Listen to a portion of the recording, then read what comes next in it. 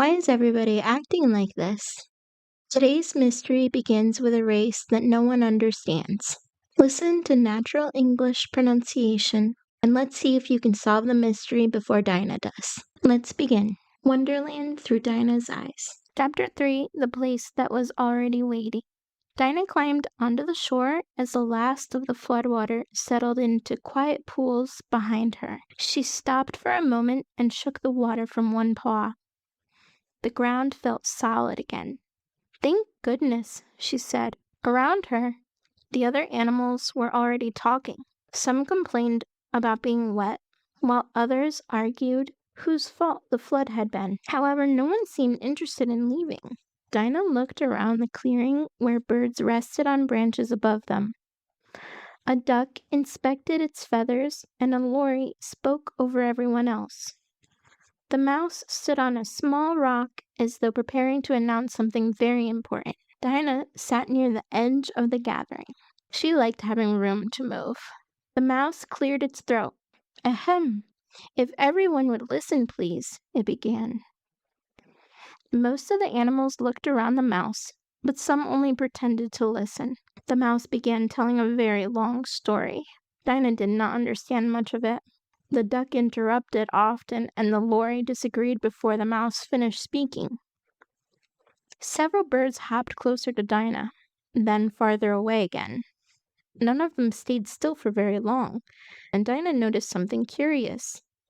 Whenever one bird left, another arrived, but neither bird seemed surprised, almost as though they had exchanged places without needing to speak.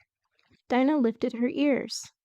One tiny bird landed beside another and chirped only twice.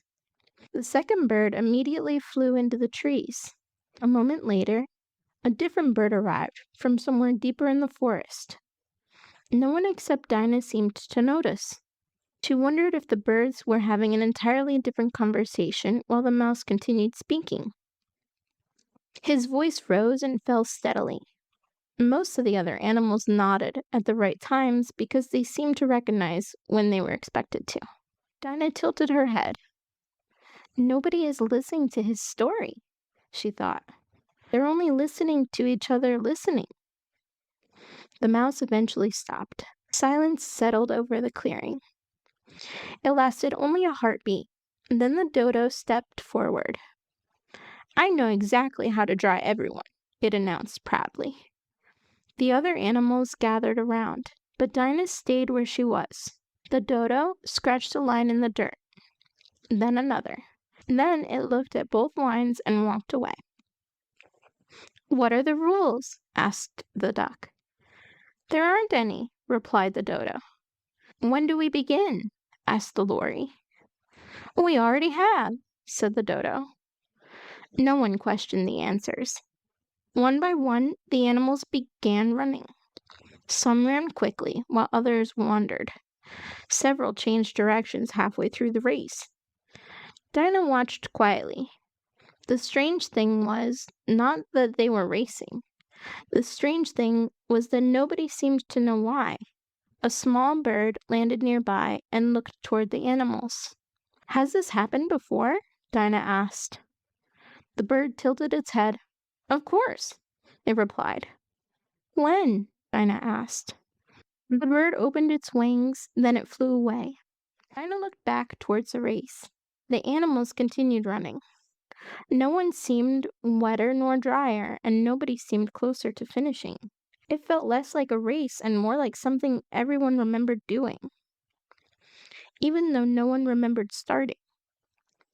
Dinah looked toward the trees. The birds had not joined the race. They were still moving between the branches. One landed on a low limb and looked directly at her. "Still watching?" it asked. Dinah blinked. "I think so," she replied. The bird nodded. "Good." Then it flew away. Dinah watched it disappear. "Good for what?" she muttered. Before she could wonder any longer, another bird landed nearby. "This way," it said. Then the bird immediately took flight again. Dinah stood still for a moment. She looked back toward the clearing. The animals were still running. The mouse was still talking to creatures who were no longer listening, and the birds were still moving between the branches. Something felt different now, though. She could not explain why. The clearing looked the same, and the creatures sounded the same. Yet somehow it felt as though she had stepped into a place that had already changed before she arrived. Dinah lifted her nose, and for a moment she caught the strange scent again, the same one she had followed into Wonderland. Then the breeze shifted, and the scent disappeared. Dinah quietly followed the bird, and the sounds of the other animals slowly faded behind her.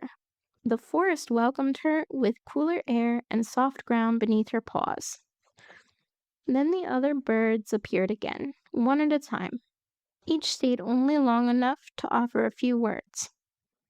"This way," one said. "Not yet," another said. "Higher," one suggested. "Careful," another one warned. Dinah followed slowly. The instructions did not explain themselves, but they also did not feel incomplete. As she walked, she noticed small things that seemed unusual. A green leaf fell from a tree and landed beside her. When she looked again, it was orange. The stone beneath her paw felt warm, even though it rested in the shade.